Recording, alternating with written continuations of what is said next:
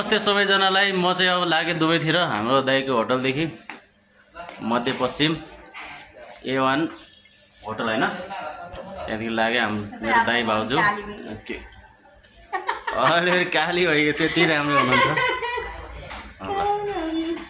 अनि दाजु भाउजूको आशीर्वाद लगेर अब लागे म त एयरपोर्टतिर। म यहाँ लगाइदिन्छु एयरपोर्ट। ल आउनु। ठिकै छ, केही छैन। दुई तिनवटा मसला झोलामा दिदिउँ। ए भाउजूलाई बोलाउन बिर्सेछ। आनु बाबु। ल तपाईँ देखि एकचोटि मेरो भाइ यस्तो भाषण हल्का छ। ल साथीहरू है, अब एयरपोर्टतिर देखौँ अर्को भिडियो। दुबईसम्म पुग्नेसम्म कहाँ कहाँ गए, कता गए, कहाँ ट्रान्जिट छ, त्यो सबै यता उ गरेर म तपाईँहरूलाई चाहिँ भिडियो देखाउछु। सबैले सब्सक्राइब गर्नु होला। र यहाँ मध्यपश्चिम A1 होटल छ हाम्रो। म नम्बर डिस्क्रिप्सनमा राखिदिन्छु, सम्पर्क गरेर यो होटललाई सेवा गर्ने मौका दिनु होला। हस् त, धन्यवाद। आगे एयरपोर्टतिर साथीहरू म चाहिँ है अब दुबईको यात्रा सुरु हुँदैछ आजदेखि। साथीहरू हामी चाहिँ अब एयरपोर्टमा एन्ट्री गर्दैछौँ है त। नेपालको ठन्डा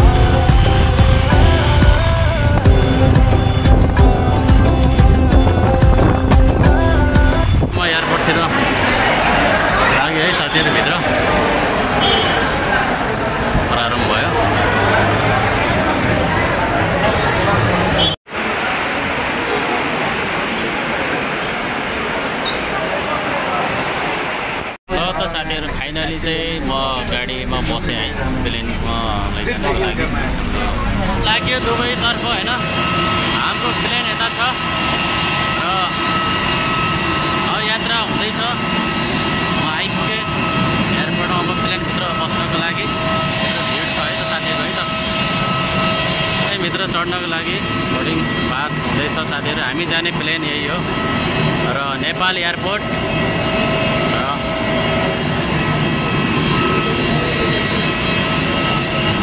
साथीहरू है त, अब नेपाल बिस्तारै छोडिँदैछ। ल साथीहरू नेपालको धरती छोड्दैछु फाइनली है। लास्ट पाइला स्टेप भनौँ न, लास्ट हो। अबदेखि अब नेपाल धरती छुन पाइँदैन, यही हो मेरो है त। ल साथीहरू म चाहिँ प्लेनमा आइपुगेँ है त। अब झ्यालपट्टि परेछ भाग्यवश।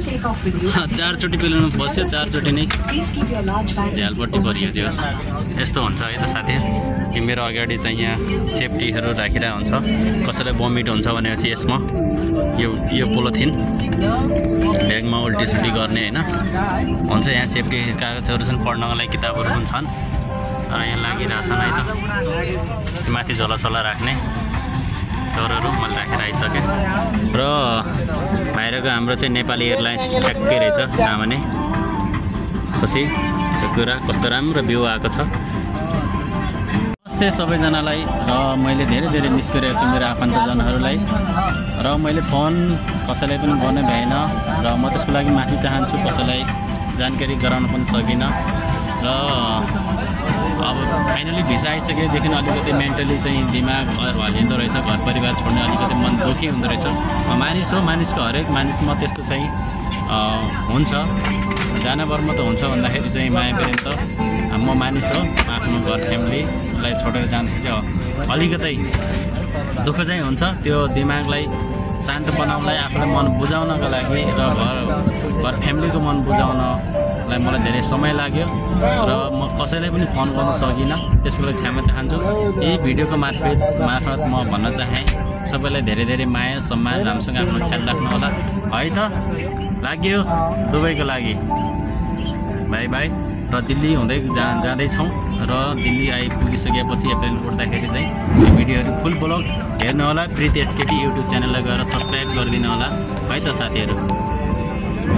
फाइनली उड्ने बेला भइसक्यो है। उड्यो गयो माथि केटो। अब काठमाडौँ पुरै देखियो। अब ल त केटा फाइनली प्लेन उड्यो है काठमाडौँ।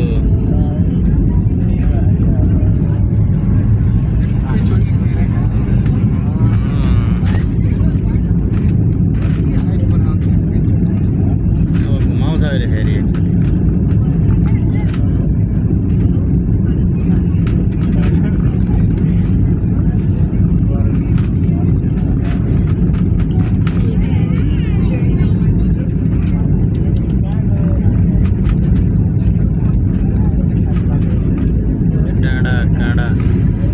काठमाडौँ सहर साथीहरू है त देख्न सक्नुहुन्छ है त।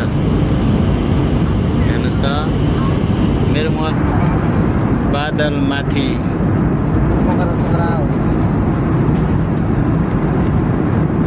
कसरी हेर्न सक्नुहुन्छ।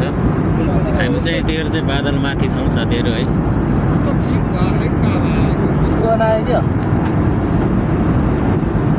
ल साथीहरू हामी चाहिँ दिल्ली आइपुगेका छौँ है। दिल्ली आएर चाहिँ हाम्रो इमिग्रेसन भयो। इमिग्रेसन भएर हामी चाहिँ वेटिङ हलमा बसेर यहाँ चाहिँ हाम्रो भिजा चेक हुँदैछ। मैले चाहिँ गराइसकेँ। मान्छेहरू लाइनमा लागेको छन् है साथीहरू सबै। र त्यही हो दिल्ली एयरपोर्ट हेर्न सक्नुहुन्छ मेरो पछाडि चाहिँ इन्दिरा गान्धी इन्टरनेसनल एयरपोर्ट हो है त साथीहरू है। हामी चाहिँ दिल्लीबाट अब अबुधाबीको लागि तयारी छौँ प्लेनमा चढ्नको लागि। नमस्ते सबैजनालाई। हामी चाहिँ अब दिल्लीबाट अबुधाबीको लागि यात्रा प्रारम्भ गर्छ मेरो साथीहरू र लागि अब कर्मथलोतर्फ भनौँ न। चाहिँ हामी आइपुग्यौँ अबुधाबी सुरक्षित र नयाँ एयरपोर्टमा आइपुगेका छौँ। पहिला चाहिँ पुरानो एयरपोर्ट थियो, अहिले चाहिँ नयाँ एयरपोर्टमा अवतरण भएको छ। रातिको 11:50 भइसक्यो अहिले। सबैलाई दर्शन नमस्ते। म चाहिँ अबुधाबी आइपुगेँ फाइनली है। कम्पनीको मान्छे पनि लिन आइसकेको छ र सबैलाई जानकारी यहीँबाट गराएँ कि म सकुशल नेपालदेखि अबुधाबी आइपुगेको छु दुबई। र यही भिडियोको मार्फत सबैले जानकारी लिनु होला भन्न चाहे। अहिलेको रातिको चाहिँ यहाँ 12 बजेको छ। सही समय आएको छ, 12:30 भइसकेको छ। हस् त अर्को ब्लग हेर्नु होला। फुल ब्लग चाहिँ युट्युबमा आउँदैछ। अहिलेलाई जानकारी चाहिँ म सकुशल अबुधाबी आइपुगेको छु है त।